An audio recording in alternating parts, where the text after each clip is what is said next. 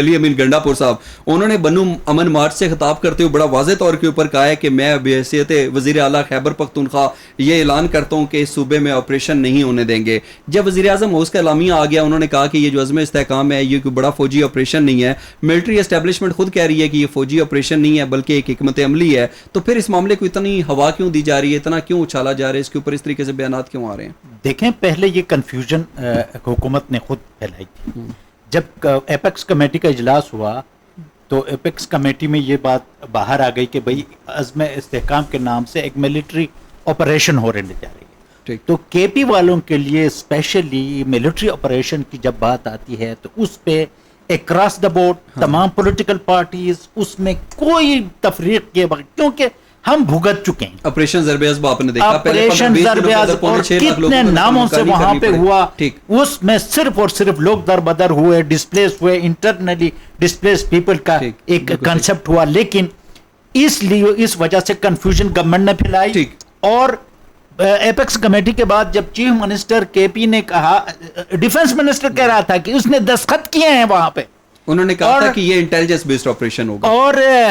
Information minister آ کے کہتے ہیں جناب وہاں پہ کوئی آپریشن کی بات ہی نہیں ہوئی، تو وہاں پہ جو کنٹراڈکٹری سٹیٹمنٹس آئے تو، لیکن ایک بات میں آپ کو بتاؤں، ایک بات گوندل صاحب میں میڈیا کے حوالے سے بتاؤں کہ دیکھیں ایک چیز کا رزلٹ دیکھیں، اگر ہم 1000 تجربہ بھی کر لیں،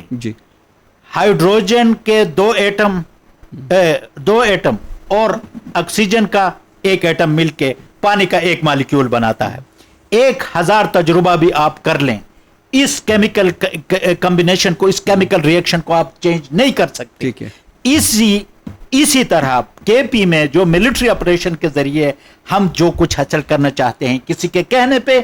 یا اپنی جو ہے وہ ایک خود ساختہ پرسپشن کی بنیاد پر، میں کہتا ہوں کہ یہ کاؤنٹر پروڈکٹیو رہا ہے اور آئندہ بھی ہوگا۔ اس کا جواب آ گیا نا، آپ نے خود کہا کہ کنفیوژن تھی، یہ کنفیوژن ختم ہو گئی، وزیر اعظم ہاؤس کا اعلامیہ بھی آ گیا، ملٹری اسٹیبلشمنٹ نے خود کہہ دیا، پھر علی امین گنڈا پور صاحب اس طرح کے بیانات کیوں دیتے ہیں؟ دیکھیں، وہ وہاں پہ جو لوگوں کو، جن لوگوں کو وہ ایڈریس کر رہا تھا، وہ تو وزیر اعلیٰ کو پکڑتے ہیں، پرائم منسٹر تو وہاں پہ ہے نہیں، وہ ان کے پکڑتے ہیں کہ بھئی آپ کو ہم نے ووٹ دیا ہوا ہے، آپ ہمارے مفادات کی تحفظ نہیں کرتے، یہاں پہ ملٹری آپریشن کی بات ہو رہی ہے، تو ان کو تو کنونس کرنا تھا، اور ان کا موقف جو ہے وہ پورے صوبے کے عوام کو موقف ہے۔ ایک بات میں انجینئر صاحب کے حوالے سے کر، دیکھیں ہم پولیٹیکل ورکر کو کنفیوژن کا شکار نہیں ہونا چاہیے۔ دیکھیں، میں باچا خان کو